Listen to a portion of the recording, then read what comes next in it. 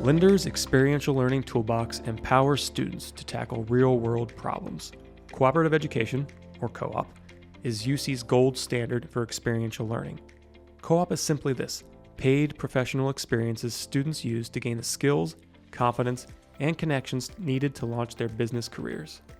Welcome back to Bearcats Mean Business, the official podcast of the University of Cincinnati's Carl H. Lindner College of Business. My name is Grant Freaking, Manager of College Communications and Marketing at Lindner. Today, I'm joined by Benjamin Seid, Risk and Compliance Analyst for Triversity Construction. Benjamin is a 2024 Lindner grad who majored in Operations Management and Insurance and Risk Management. Among other topics, Benjamin is here to dive deep into his co-op experiences and how they help prepare him for his professional career. Welcome, Benjamin. Thank you for being here. Thanks, Grant. Thanks for having me. Now, Benjamin, you had 3 co-op rotations, correct? Yes. Okay. 2 rotations with Bosch USA and 1 with Toyota North America. Yes. Yep. What was your process for landing these positions? So it started being that weird remote hybrid COVID era. Sure. Taking a career success course first. It was great. Met the career coach then, Emily, who actually passed me to my actual career coaches for my major. So I think it was Keith Sun and Weston at the beginning. They were like, go to the career fair. This is great. Went there, and that's kind of how that journey started, is following the career coaches, taking their advice, and just kind of experiencing college from being a transfer student from Blue Ash to main campus. The big thing was I've never been to a career fair, so meeting people was really stressful.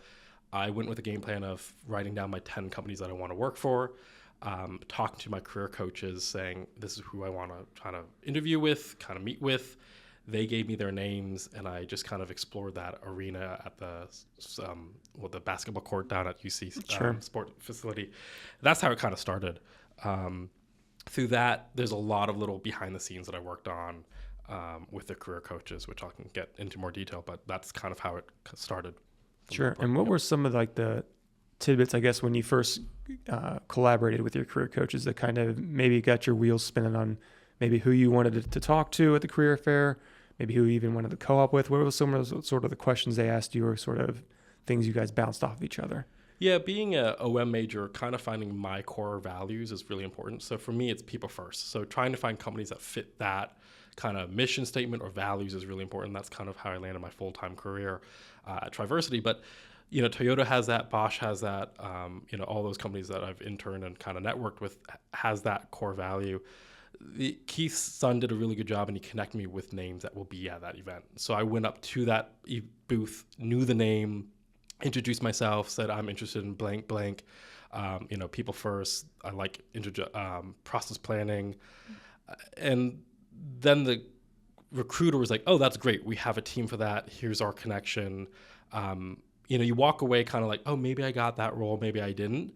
I walked away every time I did not land that co-op interview connection, whatever you call that, the first impression. Sure. What I did then was I went to Keith and said, I need their name again, because I was really bad at taking notes at the beginning. And I messaged them on LinkedIn. I said, hey, it was great meeting you. Here's my resume. I would like to set up a time to meet you in more depth or meet the team. And that's how I landed Bosch and Toyota, was that kind of follow-up, the initiative with the career coach knowing who's attending. They know who signed up for that career fair. It's up to the student, and especially me, reaching out and getting that kind of push and drive to get that connection going. Sure. And then once you got to your co-ops, after you put the hard work in that you just mentioned, once you got to your co-ops, what sort of, I guess, hard skills that may be related to your major and soft skills that can relate to any major did you pick up on? It was interesting. Yes, both hard skills, I will say, is I was not good with, I'm a visual learner. Mm-hmm. And anyway, I'm that's the big thing. So technical skills like that, it just wasn't connecting with me. So having a mentor understand that, express how you learn, really kind of coach me on, this is the Excels that you need, this is the word processing. I think going on to any business, right, there's a big software system for us at Triversity. It's Viewpoint, maybe at Bosch it's SAP. Those are things that you'll learn with your mentor. And that's kind of now that I understand that system, it's great. Soft skills, push myself to network. 30 minutes with someone new. I made a network sheet, my second co-op at Toyota. I use that now as just a tool to continue meeting people. But the first co-op was just a rocky road. Not that it wasn't great. It was my first experience. Yeah. Understanding professionalism, driving my 45-minute commute every morning, attending school full time.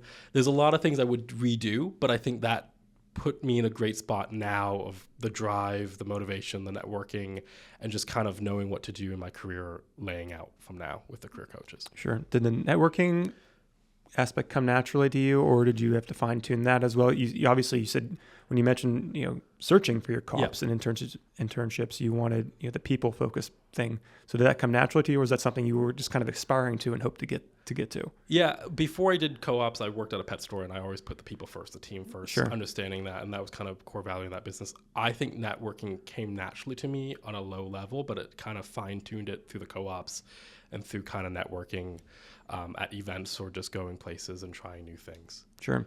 How did the co-op process, or even the co-op in general, prepare you for your current role and the interview process for that current role, or just like the job application and interview process for your current role?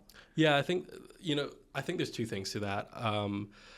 Co-oping was one part of it, understanding, the professionalism, the skills, how to work with people, demographics, right? There's different, working with different ages, being the young person at work, working with someone that's more senior in leadership, trying new things. That has propelled me to kind of prepare myself for the interview in full time. The other thing is working with Weston and your career coaches, understanding, connecting with them. Weston pulled me in and had said, hey, you want to be a TA for his class for career success? Mm-hmm. And I was like, yeah, that's great. I've already taken that class. Now I'm doing it again for another 16 weeks and relearning all the things after doing a co-op. And that kind of pushed me like, oh, okay, finding a new job, I actually do have to focus a little bit more on my resume, or this is a good reminder to edit my resume and use bullet points. This is right when AI kind of came out with ChatGPT for school and kids were using it more. And so I was like, okay, I got to fine tune this. I got to use their new tools and got a refresher over and over on that. And that's kind of helped me get my full-time job, is just kind of fine-tuning the skills that I had first time taking the career course and the second time, and then continuing TAing for that role. Sure. And you mentioned Weston and Career Services. Yeah. Let's circle back to that. How often would you say, when you were searching for your co-op, did you kind of meet with them, to kind of maybe get your feet wet? Walk me through some of the interactions and maybe what other students can expect if they find themselves in a similar position, which they will, because everyone has to co-op. Yeah. And I think it's a great tool, right? Co-oping is awesome. I do highly love the idea of required co-ops. First time is in person. Yeah. I am terrible at interviewing and meeting people first time. I get anxious. It's uncomfortable. So I always try to do the first time meet in person. Sure. Over that, maybe per semester. So one time a semester, I probably met with Weston and Keith maybe 3 times a semester in person or virtual, and then probably maybe a good 50 emails back and forth on, hey, I'm thinking about this. Do you know anyone there? Do you think this fits me? I'm trying to do this class next semester. Do you think this will help me get this kind of role or this career path? And that was kind of the help that they gave, is very one-on-one support, understanding who you are, and that will also benefit a co-op looking for full-time or a future co-op. Right. Talk more about not only the connections they provide you with, but also making you probably aware of, what all is available on Handshake, the job portal, I should say, the professional development workshops, other advisors and mentors that you could connect you with. Yeah, I think Handshake is really great. I use that a lot. That's a really good tool to know where companies are at career fairs. Right. Networking connection, it's great. Weston, for example, was like, hey, you should meet this person. Or, the connection between you and me right now was through Weston, and that's great. They just help you fine-tune, connect you to the right people that will propel you to where you need to be. And I think that's a really important part about the career services team downstairs, is you have to put in the work of meeting them for them to know you, to them to connect you to the right person, and especially the right business. Because even though you might connect to someone at Fifth Third or another company, they might say, oh, I actually know someone in the right industry for you personally. Right. And the more initiative you show them, and the more work you put in with their relationship with them, the better they can make use of their extensive network of connections, which span the city and the region and nationally to get you a connection. There's so much alumni, and especially that tool of the alumni page at LinkedIn, you can sit down with them for 20 minutes and they'll pull out 15 people for you to meet, and they know, Right. Yep. Right, exactly. Yeah. So tell me a bit more about yourself and your current role at Triversity. Yeah. So I started Triversity last year when I graduated. There's a slideshow in the slide in career success where you apply for 100, you maybe get 70, and you go, and it's down to the 10%. Yep. That did not happen to me with the co-ops. I walked in, talked to Bosch, talked to Toyota, and got the co-ops. That's not everyone, and that's just because I worked and met the right people and connected and put a lot of work ahead of time. And I want to say that because some people think, oh, that's everyone, and it's not. Yep. Everyone's gonna have a different experience. Everyone's gonna have a different experience, and the journey is fun. It might be stressful, it might be anxious, it might be depressing, but it's really important to go through that path. Yeah, it could be like you, where you find your right fits early, but if you persevere, you might find your right fits a little further down the line too. 100%. The finding a full time after college was a little harder than I thought. Coming into a lot of external things that happening in the world, right? Weston was the support on that. I took the last semester off and I TA'd for 3 career success courses for that whole semester. 3 different professors, Wow. 3 times a week, same course, right? But it was 3 different industry professors. It was really great. And I talked to them about that, and Weston helped me kind of guide that path. But during one water break down the career success, because I would sit there and grade homework, right? I would grade resumes. I'm like, oh, maybe I should try that on my resume, or that's a big red flag, or what all that. Weston came up to me and was like, hey, I have someone that you should meet. Have you thought about construction? And I'm like, no, I did 2 HR internships and I did a project planning internship. That is, yeah, okay, let's try it, right? And he's like, it's a great company. It's in Walnut Hills. It's local. It supports kind of the mission that you're doing of people, putting people first. The team is small now. We're Triversity right now is 130-ish employees, and we service from nonprofits to Fortune 500 companies, right? So, and UC and a little bit of other things. I was like, yeah, let's try it. Let's go for it. I think this is a great fit. And I met with the recruiter. Our team at Triversity, our HR team, is just fantastic. They do a lot of cool things locally and kind of help our co-ops kind of gain skills and go on. My manager now, you go in and it's like, oh, here's a 30-minute phone screening with the manager.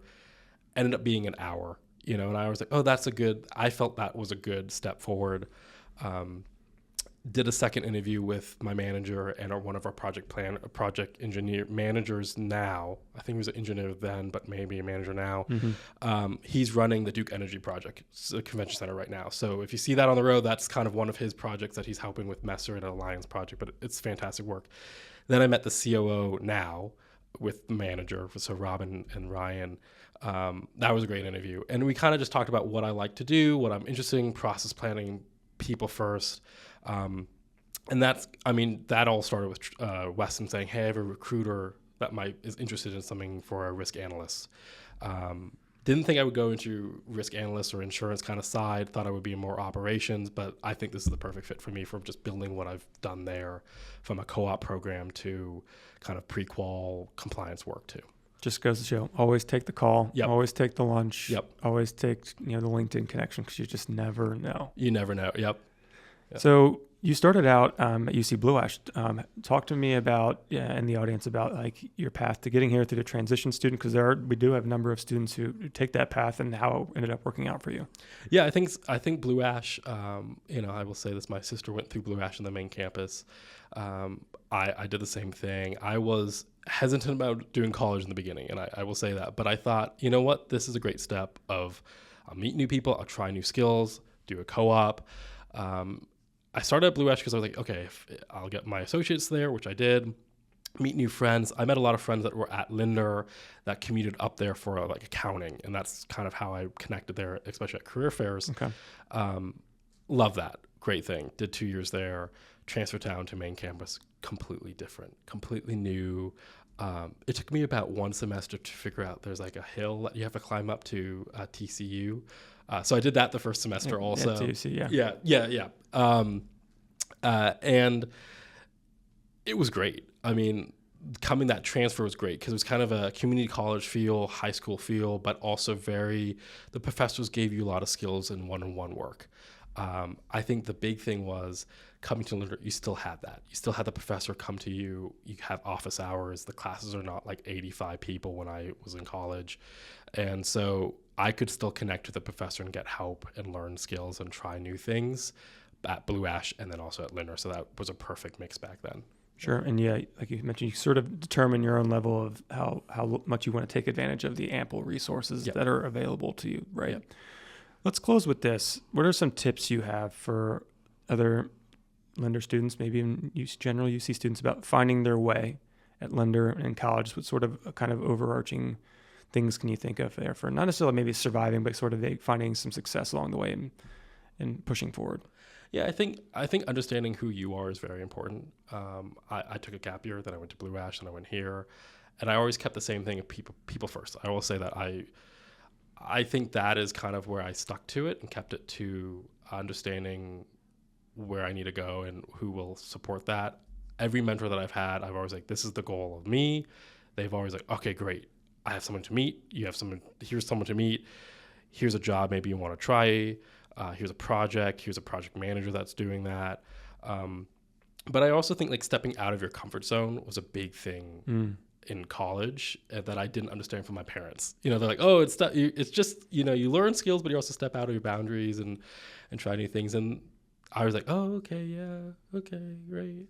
No, it's super true. It's very true.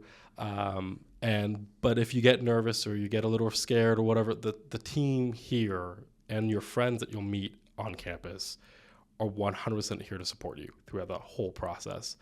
And the biggest thing I think is I like to try new things, but I do need that little push. And so if you need a little push, I think following back to the career success team and your advisors here and just any staff, they can give you that little push, but also be right there behind you to make sure that you don't fall or fail.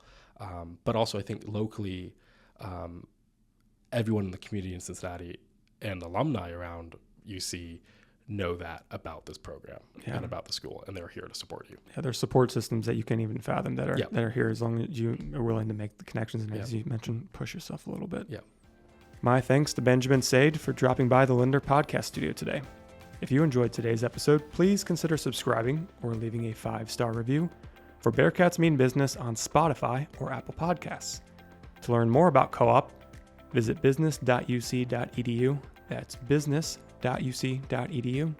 Thanks for listening. Go Bearcats.